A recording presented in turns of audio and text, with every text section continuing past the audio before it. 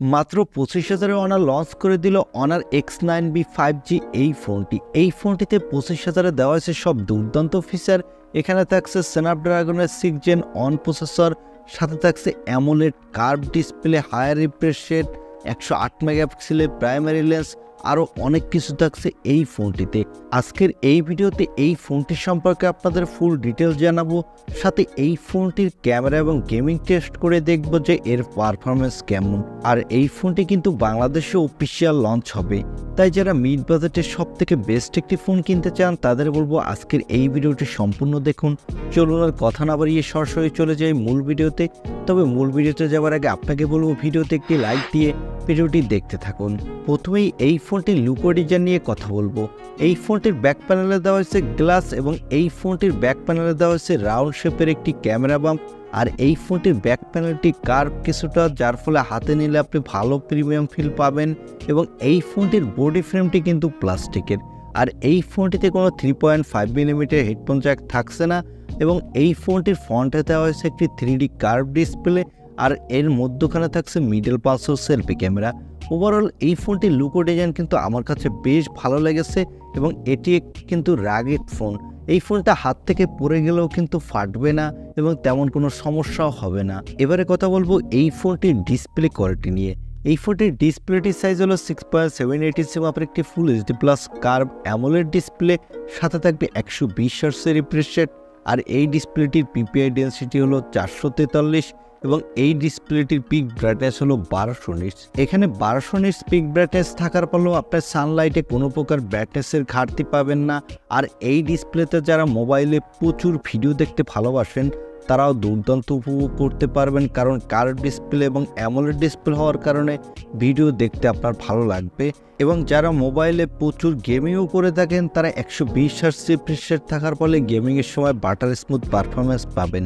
এবার আসা যাক এই ফোনটির ক্যামেরাতে। আগেই বলেছি এই ফোনটির ব্যাক সাইডে দেওয়া হয়েছে ট্রিপল ক্যামেরা সেটআপ, যার প্রাইমারি লেন্সটি হলো 108 মেগাপিক্সেলের। এর অ্যাপারচার f1.8। এখানে দেওয়া হয়েছে 5 মেগাপিক্সেলের আল্ট্রা লেন্স আর 2 মেগাপিক্সেলের ম্যাক্রো লেন্স। এই ফোনটির ব্যাক ক্যামেরা দিয়ে আপনি 4K-তে 30 FPS পর্যন্ত ভিডিও রেকর্ড করতে পারবেন।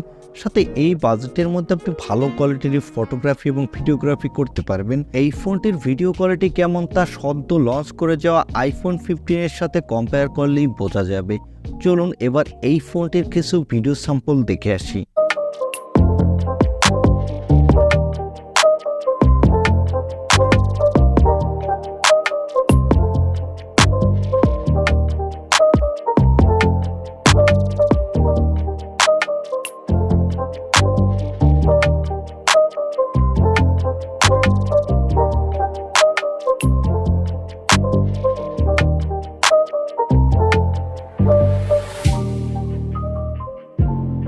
এই ফোনটির ভিডিও কোয়ালিটি কিন্তু বেশ ভালো, যা iPhone 15-এর সাথে কম্পেয়ার করে আমরা দেখলাম, যার ফলে এখানে কিন্তু আপনি ভালো কোয়ালিটির ফটোগ্রাফি এবং ভিডিওগ্রাফি করতে পারবেন।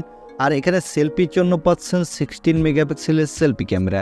এই ক্যামেরাটি দিয়ে আপনি full HD plus video record করতে পারবেন, আর এখানেও আপনি দুর্দান্ত কোয়ালিটির সেলফি তুলতে পারবেন। এবার আসা যাক এই ফোনটির অন্যতম হাইলাইটেড অপশন অর্থাৎ এর পারফরমেন্সে। এই ফোনটিতে পারফরমেন্সের জন্য থাকছে স্ন্যাপড্রাগনের 6 Gen অন প্রসেসর। এই প্রসেসরটি 4 ন্যানোমিটার আর্কিটেক্টে বিল্ড এবং এই প্রসেসরটির up to clock speed 2.2 GHz এবং এখানে আপনি ভালো মাল্টিটাস্কিং করতে পারবেন। এবং যারা মিডিয়াম লেভেলের গেমার আছেন তারা ভালো গেমিং এক্সপিরিয়েন্স পাবেন। এখানে PUBG, free fire, call of duty, asphalt 9, ফুটবলের মতো গেমগুলো আপনি ভালো স্মুথলি খেলতে পারবেন। তবে এখানে হাই গ্রাফিক্সে খেলতে গেলে সেক্ষেত্রে কিছুটা ল্যাগ এবং ফ্রেম ড্রপ পাবেন।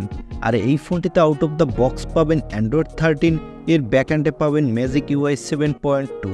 এখানে সিকিউরিটির জন্য থাকবে ইন ডিসপ্লে অপটিক্যাল সেন্সর, আর এই সেন্সরটি কিন্তু ভালোই ফাস্ট হবে। এবং ব্যাটারির জন্য পাবেন 5800 mAh এর একটি ব্যাটারি, সাথে পাবেন 35 ওয়াটের একটি ফাস্ট চার্জার। আর এই ফোনটি মার্কেটে আপনি 3টি কালার ভেরিয়েন্টে পাবেন। এবং এই ফোনটিতে কিন্তু কোনো extra dedicated micro SD card slot থাকছে না, যার ফলে আপনি চাইলেও আপনার ইচ্ছামতো স্টোরেজ বাড়াতে পারবেন না। এবং এই ফোনটিতে দেওয়া হয়েছে LPDDR4X RAM, সাথে দেওয়া হয়েছে UFS 2.2 স্টোরেজ। যার ফলে এই ফোনটির র্যাম এবং রোম স্পিড কিন্তু মোটামুটি ভালোই ফাস্ট হবে। আর এই ফোনটি শুধু মার্কেটে আপনি একটি র্যাম ভেরিয়েন্টে পাবেন 12/256 GB।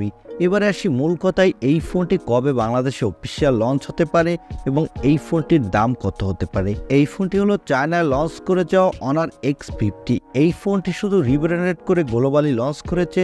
চায়নার মার্কেটে এই ফোনটিতে গুগলের সাপোর্ট ছিল না, কিন্তু গ্লোবালি এই ফোনটিতে গুগলের সাপোর্ট পাচ্ছেন। আর এই ফোনটি অলরেডি গ্লোবালি মালয়েশিয়ার মার্কেটে লঞ্চ হয়ে গেছে এবং এই ফোনটির দাম রাখা হয়েছে বাংলাদেশি টাকায় 25,000 টাকার মতো। তবে এই ফোনটি বাংলাদেশের মার্কেটে যখন অফিসিয়াল লঞ্চ হবে তখন এই ফোনটির দাম কিন্তু অনেক বেশি হবে, কারণ আমরা সবসময় দেখি বাংলাদেশের মার্কেটে অনার তাদের ফোনগুলোর দাম বেশি রাখে। কারণ অনার X9a ফোনটির দাম রাখছে অনার 36,000 টাকা, সেই হিসেবে এই ফোনটির দাম হতে পারে বাংলাদেশের মার্কেটে 37-38,000 টাকার মধ্যে। আমার মনে হয় এই ফোনটি যদি বাংলাদেশে অফিসিয়াল 32 বা 33,000 টাকায় লঞ্চ করে তাহলে ভালো একটা ডিল হতে পারে, কিন্তু কখনোই বাংলাদেশে এই দামে লঞ্চ হবে না। তবে এই ফোনটি বাংলাদেশে আনঅফিসিয়াল নেক্সট মান্থেই পাবেন এবং সেক্ষেত্রে এই ফোনটি বাংলাদেশের মার্কেটে 30-32,000 টাকা পাওয়ার সম্ভাবনাই বেশি। এখন এই ফোনটি আপনার কাছে কেমন লেগেছে বা এই ফোনটিকে আপনি কিনতে চান কিনা তা কমেন্টে জানাতে পারেন। আর ভিডিওটি ভালো লাগলে লাইক দিয়ে চ্যানেলটি সাবস্ক্রাইব করে আমাদের সাথে থাকুন। দেখা হবে নেক্সট ভিডিওতে। আজকের মতো আল্লাহ হাফেজ।